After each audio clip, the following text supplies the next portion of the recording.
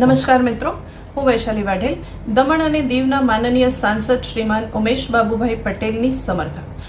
હાલ મેં મયંકભાઈ છગનભાઈ પટેલનો એક વિડીયો જોયો, જેમાં તેઓ માનસિક રીતે હારેલા, હતાશ અને ડિપ્રેશનમાં હોય એ સાફ સાફ દેખાઈ આવતું હતું. તો મયંકભાઈ, રાજનીતિ કરતા પહેલા તમે કોઈ સારા ડોક્ટરને બતાવી તમારા ડિપ્રેશનનો ઇલાજ કરાવો. સૌપ્રથમ તો મયંકભાઈ, હું તમને પૂછવા માંગુ છું કે હાલ તમે કઈ પાર્ટીમાં છો? કારણ કે તમારો ઇતિહાસ રહ્યો છે કોંગ્રેસમાંથી અપક્ષમાં અને અપક્ષમાંથી ફરી કોંગ્રેસમાં જવાનો. પોતાનો સ્વાર્થ અને સુવિધા હિસાબે પાર્ટી બદલી લો છો. આમ તો તમારું પોતાનું કોઈ ઠેકાણું નથી, પરંતુ તમે માનનીય સાંસદ શ્રીમાન ઉમેશ બાબુભાઈ પટેલને જે સવાલ પૂછ્યા છે એનો જવાબ સાંસદ શ્રી પ્રજાને ચોક્કસપણે આપશે જ. પરંતુ હું તમને કહેવા માંગુ છું કે તમે બે બાજુ વાતો કરો છો. એક બાજુ તમે કહો છો કે એમેન્ડમેન્ટ બિલ પર તમે સરકારને સમર્થન કરો છો અને બીજી બાજુ કહો છો કે વિકાસના કામો માટે બોલતા નથી, વિકાસનો વિરોધ કરો છો. તો મયંકભાઈ, પહેલા તમારો સ્ટેન્ડ ક્લિયર કરો. તમે એક બાજુ સરકારનો વિરોધ કરો છો અને બીજી બાજુ પ્રશાસકની ચાટુકારિતા કરો છો. એમાં તો કોઈ શંકાને સ્થાન નથી કે માનનીય સાંસદ શ્રી ઉમેશ બાબુભાઈ પટેલ પ્રજાના સવાલોના જવાબ પ્રજાને આપશે જ. પરંતુ હાલ હું આપના સવાલના જવાબ આપું છું. તો મયંકભાઈ, આપ દમણ દીવના સાંસદ માટે પૂછી રહ્યા હતા કે દમણ દીવના સાંસદે શું કામ કર્યા છે અને એમના પર મનગઢંત આરોપો લગાવી રહ્યા હતા. તો હું તમને કહેવા માંગુ છું કે દમણ દીવમાં આજે કોંગ્રેસ પાર્ટીને કોંગ્રેસમાં રહીને જો નુકસાન કર્યું હોય કે પાર્ટીને બરબાદ કરી હોય, તો આવા મયંકભાઈ જેવા લોકોના કારણે જ આજે કોંગ્રેસ પાર્ટી બરબાદ થઈ છે. આજે દમણ દીવમાં કોંગ્રેસ પાર્ટી જે મૃત પાયે પહોંચી છે તેમાં મયંકભાઈનો બહુ મોટો હાથ છે. હવે મયંકભાઈ પટેલને હું જણાવવા માંગુ છું કે માનનીય સાંસદ શ્રી ઉમેશ બાબુભાઈ પટેલ જ્યારથી ચૂંટાયા છે ત્યારથી સતત તેઓ કામગીરી કરી રહ્યા છે અને વિશ્વાસ રાખો, તેઓએ જે પણ વાયદા કર્યા છે તે તમામ વાયદા તેઓ તેમના 5 વર્ષના કાર્યકાળ દરમિયાન પૂરા કરીને જ જમશે. અને તેમણે તેમના પહેલા વર્ષમાં જે પણ પ્રયત્નો કર્યા છે તેનું પરિણામ આવનાર સમયમાં દેખાશે જ. અને વાત રહી વિવિધ કમિટીઓની મિટિંગમાં જઈ રહ્યા છે તેની, તો સાંસદનું કામ શું છે એ મયંકભાઈ પહેલા જાણે. સાંસદનું કામ જ એ છે કે મંત્રાલયોની વિવિધ મિટિંગોમાં જઈ ને વિવિધ સમિતિઓમાં જઈને મંત્રાલયોની જેટલી પણ યોજનાઓ છે તે યોજનાઓનું ઇમ્પ્લિમેન્ટેશન પ્રદેશમાં કરાવવાનું.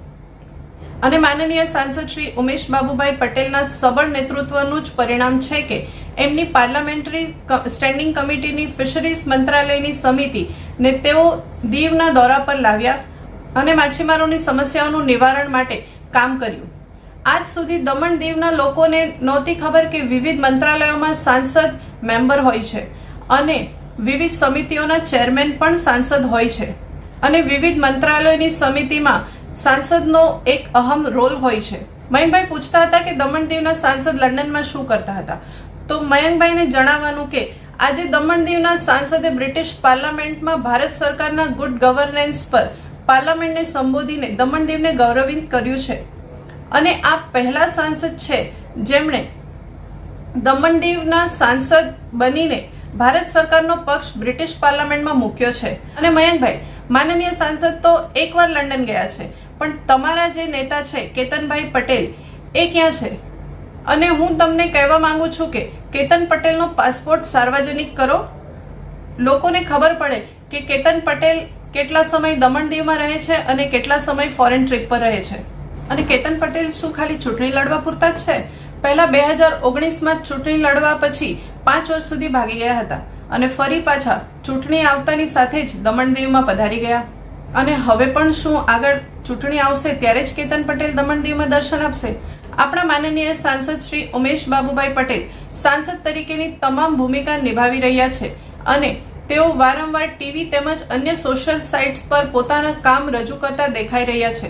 સાંસદશ્રીએ સંસદના પટલ પર પણ અગણિત માંગો કરી છે જે આજ સુધીના કોઈ પણ સાંસદે કરી નથી. પરંતુ એ બતાવો કે સત્તા પક્ષ અને વિપક્ષ ક્યાં છે? વિપક્ષની જવાબદારી શું છે?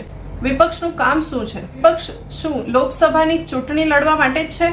તમે કહેતા હતા કે પંચાયત સ્વરાજ્ય સંસ્થાઓ, ગ્રામ પંચાયત અને નગરપાલિકામાં ભાજપાની સરકાર છે, પણ એ તો કહો કે ભાજપાની જ સરકાર કેમ છે?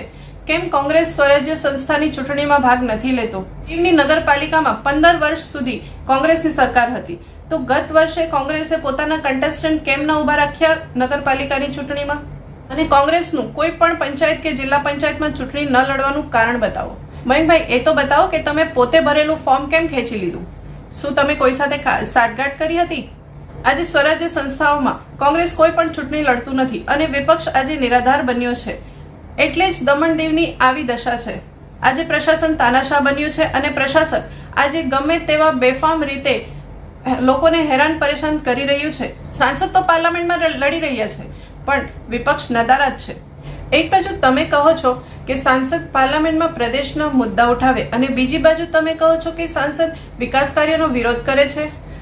તમે શું કરી રહ્યા છો એ તો ક્લિયર કરો. વિપક્ષનું શું કામ છે? આ છેલ્લા 1 વર્ષમાં વિપક્ષે દમણ દીવના લોકોના હિત માટેના કયા કયા મુદ્દાઓ પર અવાજ ઉઠાવ્યો છે? કયા કયા મુદ્દાઓ પર આવેદન પત્રો આપ્યા છે કે વિરોધ નોંધાવ્યો છે? રેલી કરી છે કે શું કર્યું છે? લોકોના હિત માટે વિપક્ષે 1 વર્ષમાં શું કર્યું છે? આજે દમણમાં સાંઈબાબા મંદિરથી લઈ વડચોકી સુધીમાં જે નવા ટાઉન પ્લાનિંગ સ્કીમ તહત લોકોના ઘર અને મકાનો તૂટવાના છે, તેમાં કોંગ્રેસે વિપક્ષ તરીકે કેમ વિરોધ નથી કર્યો? કોંગ્રેસની શું જવાબદારી છે? કોંગ્રેસનું શું કામ છે? અને વિશ્વાસ રાખો, સાંસદ શ્રી પોતાના માર્ગ ઉપર અડગ છે અને સતત કામ કરી રહ્યા છે અને આવનાર સમયમાં આ તમામ પ્રયાસોના પરિણામો પ્રજાને જોવા પણ મળશે અને સાંસદ આવનાર સમયમાં પ્રજા સમક્ષ તમામ સવાલોના જવાબ જરૂરથી આપશે. અને મયંકભાઈ, તમે પણ મારા દ્વારા કોંગ્રેસ પાર્ટીને પૂછાયેલા આ તમામ સવાલોના જવાબ જરૂરથી આપજો. જય હિન્દ, જય દમણ દીવ.